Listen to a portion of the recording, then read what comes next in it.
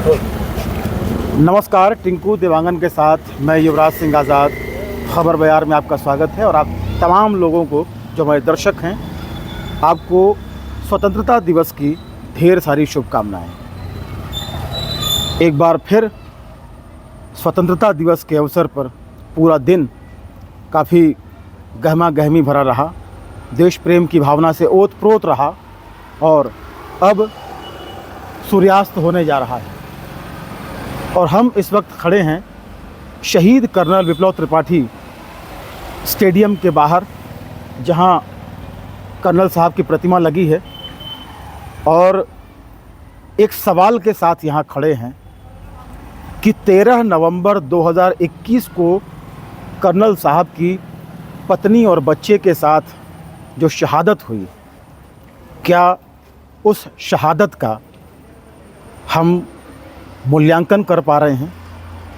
क्या आज ये नहीं सोचा जाना चाहिए कि जो वीरता पुरस्कार है, वीरता सम्मान है, वो कर्नल साहब को दिया जाना चाहिए था? अब तक शायद ये प्रक्रिया पूरी हो जाना चाहिए थी, लेकिन अभी तक हम देख पा रहे हैं कि कहीं से कोई इस तरह की सुगबुगाहट कम से कम सरकार की तरफ से तो नहीं दिखाई दे रही है। हमारे साथ बातचीत करने के लिए हैं शहीद कर्नल विप्लव त्रिपाठी के मामा जी राजेश पटनायक हैं, उनसे बातचीत करते हैं। आज का दिन स्वतंत्रता दिवस का दिन और सूर्यास्त हो रहा है। कर्नल साहब के सामने हम खड़े हैं, उनकी प्रतिमा के सामने। बताएंगे 13 नवंबर 2021 के बाद अब तक का जो समय है, क्या होना चाहिए था जो नहीं हुआ? जैसे कि आप जानते हैं 13 नवंबर 21 को एक अत्यंत कायरतापूर्ण हमले में, जहां लगभग 150 जवानों ने पहाड़ी पर एम्बुश लगा के परिवार के साथ आ रहे कर्नल विप्लव त्रिपाठी, हमारी बहू अनुजा त्रिपाठी और 6.5 वर्षीय बालक अनुजा त्रिपाठी को शहीद कर दिया था। साथ में 4 जवान। कर्नल त्रिपाठी मूलतः 2nd कुमाऊँ रेजिमेंट के थे और आप जानते हैं कि असम राइफल जो कि पैरामिलिट्री है, इसमें टॉप के ऑफिसर सब सेना के होते हैं। उसके बाद हमने छत्तीसगढ़ के सभी सांसदों, राष्ट्रपति, उपराष्ट्रपति, मुख्यमंत्री, रक्षा मंत्री, गृह मंत्री और चूंकि हम लोग उड़िया हैं, उड़ीसा के मुख्यमंत्री, हमारे परिचित महाराष्ट्र के मुख्यमंत्री, मध्य प्रदेश के मुख्यमंत्री, सभी को रजिस्टर्ड पत्र लिखा कि मैं ये अच्छी भली भांति जानता हूँ कि वीरता पदक 2 प्रकार के होते हैं। एक युद्ध के समय दिए जाते हैं, दूसरा शांति के समय दिए जाते हैं। युद्ध के समय के पदक आप भली भांति जानते हैं, परमवीर चक्र, महावीर चक्र, वीर चक्र, ये युद्ध के समय दुश्मन के साथ लड़ते हुए। शांति के समय अशोक चक्र, शौर्य चक्र और कीर्ति चक्र, ये शांति के समय किए जाने वाले बलिदान या वीरता के लिए दिए जाते हैं। अब इसमें एक सवाल उठा जो रायगढ़ का सामान्य जनमानस अक्सर पूछता है कि उनकी पत्नी क्यों साथ थी। रायगढ़ का कोई जवान कभी ये पूछता है कि CDS विपिन रावत के साथ उनकी पत्नी मधुलिका रावत क्यों थी? आर्मी का एक अलिखित रूल है, जो भी कमांडेंट रहते हैं उनकी वाइफ वहाँ के आईवा, आर्मी वाइफ वेलफेयर एसोसिएशन की अध्यक्ष होती है। तो जो जवान दूर रहते हैं अपने परिवारों से और जहाँ उनको परिवार के साथ रुकने की सुविधा रहती है, तो उनके दुख दर्द को साझा करने के लिए ये आर्मी के कमांडर के वाइफ की नैतिक जिम्मेदारी होती है कि वो वहाँ सामाजिक गतिविधियों में भाग लगे, उसका दुख दर्द जाने और अपने पति कमांडेंट को बताए कि वहाँ जो परिवार हमारे रह रहे हैं आर्मी जवानों के, उन लोग ये तकलीफ। इसके लिए वो बच्चा छोटा था, छोड़ने का सवाल, इसके लिए जो आखिरी पोस्ट है बर्मा बॉर्डर, वहाँ से लगभग 4 किलोमीटर दूर है और कोई वहाँ फेंसिंग वेंसिंग नहीं है, पोरस बॉर्डर है। इसके लिए हमने आदरणीय राजनाथ सिंह जी से भी मिला, उन्होंने भी पत्र लिखा। हमारी सारंगढ़ की विधायक, उसने भी पत्र लिखा।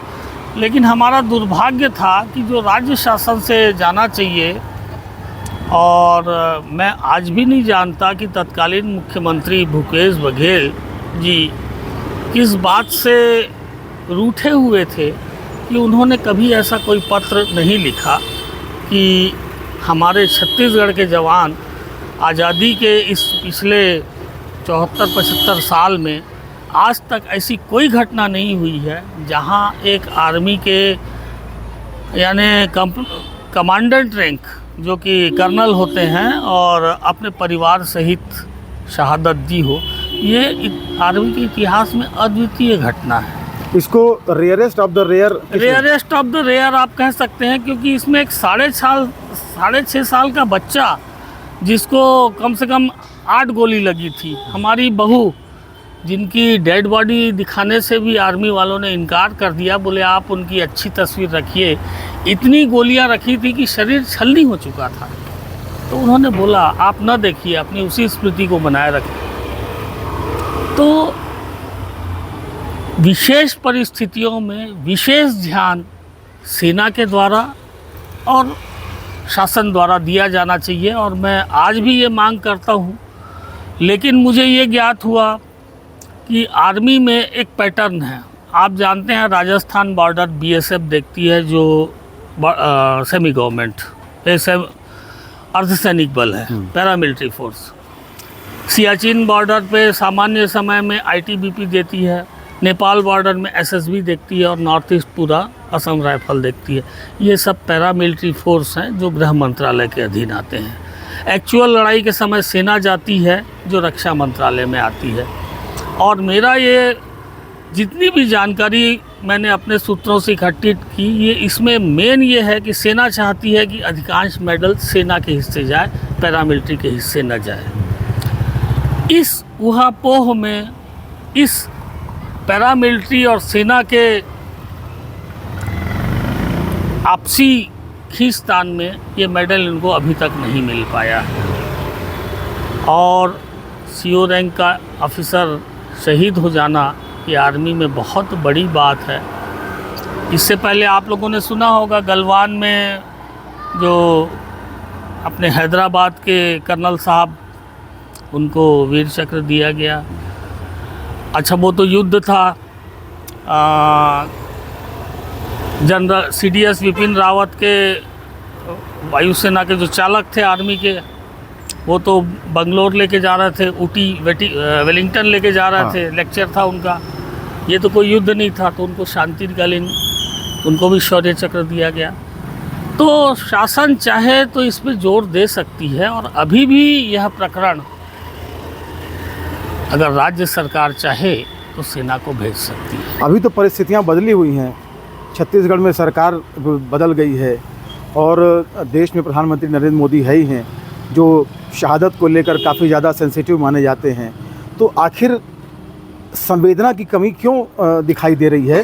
कायदे से लगभग 2.5 साल का वक्त काफ़ी ज़्यादा हो जाता है, 2.25 साल हो गए। युवराज जी, सेना में आप जानते हैं हमारे भारत में बहुत सारे नियम ब्रिटिश कालीन बनाए हुए हैं। जैसे ट्रेजरी एक्ट, उसके अनुसार 1 करोड़ ले जाने के लिए जितना बल लगता है वो तो जिले में नहीं होगा। 1867 कब का बना हो। वैसे सेना के नियम भी पुराने हैं। सेना में एक पुराना नियम है कि किसी भी घटना दुर्घटना के 2 वर्ष तक उस पर विचार किया जाता है, और उसके बाद नहीं। मूलतः इस नियम को बदलने की ज़रूरत है। क्या कोई शहादत 2 वर्ष के बाद शहादत नहीं रह जाती? किन्हीं भी राजनीतिक या सामूहिक कारणों से इनकी जब शहादत हुई, कर्नल विप्लव त्रिपाठी हमारे भांजे की, उसके बाद वहाँ चुनाव था, तो राजनीतिक परिस्थितिवश भी कई चीज़ आगे बढ़ने से रुक जाती है। तो ये लाभ कर्नल विप्लव त्रिपाठी को मिलना चाहिए। और ये 2 वर्ष का बंधन जो कि इरेशनल है, अगर इसे कोई न्यायालय में चैलेंज करे तो ये इरेशनल है। ये कौन सा मानदंड है कि आपने मान लिया 2 वर्ष के अंदर फैसला होगा, नहीं तो नहीं होगा।